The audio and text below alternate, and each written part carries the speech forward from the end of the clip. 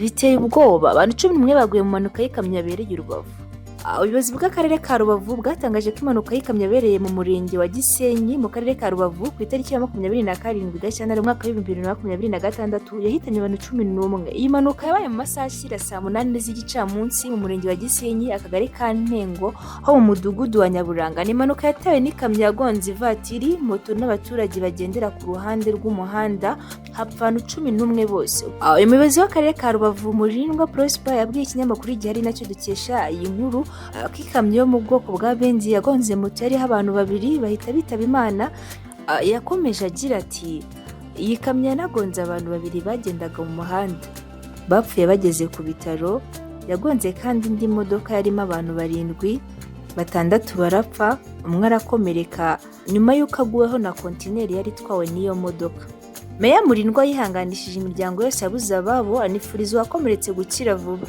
Umuvugizi wa polisi y'u Rwanda mu ntara y'Iburengerazuba, SP Sylvestre Twajamahoro, yatangaje ko impanuka yatewe no kutaringaniza umuvuduko ku wari utwaye ikamyo. Ati impanuka yatewe no kutaringaniza umuvuduko ku wari utwaye ikamyo, ari naho duhera dusaba abashoferi kujya bashishoza bakareba neza umuhanda bagezemo mu buryo bwo gukumira impanuka.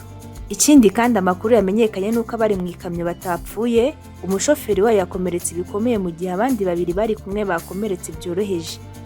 Imirambo y'abitabye Imana yahise ijyanwa mu bitaro bya Gisenyi, ari nabyo biri kuvurirwamo abakomeretse.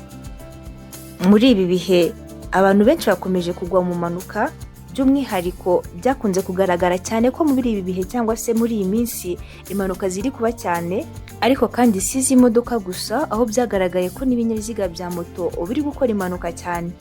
Ahangaha wakibaza uti biri kugenda gute cyangwa se biri guterwa n'iki kugira ngo impanuka zibe ku rwego rukomeye cyangwa se zibe ziri kwiyongera kurusha uko byahoze?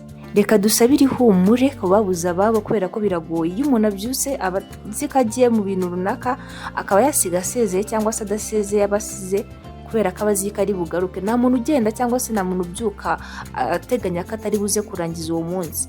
Rero muri aka kanya biragoye, cyangwa se umuryango wabuze abantu bangana gutyo, biragoye kuba bakiyumvisha ibyabaye cyangwa se biragoye kubyakira byoroshye, ariko reka tubasabire ihumure kandi tunakomeza gusabira abakomeretse kuba bakira cyangwa se bakoroherwa bagasubira mu buzima bahozemo.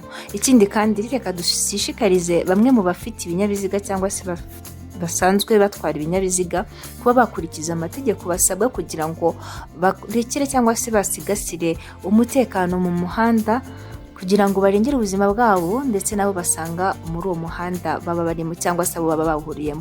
Biba bigoye kubyakira, ariko nanone iyo byabayeho nta kindi tuba twabihinduraho, ntituba twasubiza inyuma ngo tubihindure, ariko byibura amakosa ya bamwe bakora tujye tuyigiraho kugira ngo tubashe gukosora, ndetse n'uwayakoze kandi nawe mu gihe akiri muri ubu buzima ajya abasha kuyigiraho kugira ngo abashe kuyakosora. Ntabwo tuvuga byinshi, tuba tubagezaho amakuru runaka yabaye kugira ngo tubashe kugira icyo dukuramo, tubashe kuyigiraho, niba ari ikosa ryawe tutazarisubira. Twari kuri Media Empire, aho twabagezagaho iyi nkuru y'abantu 11 baguye mu mpanuka y'ikamyo yabereye muri aka gace k'i Rubavu.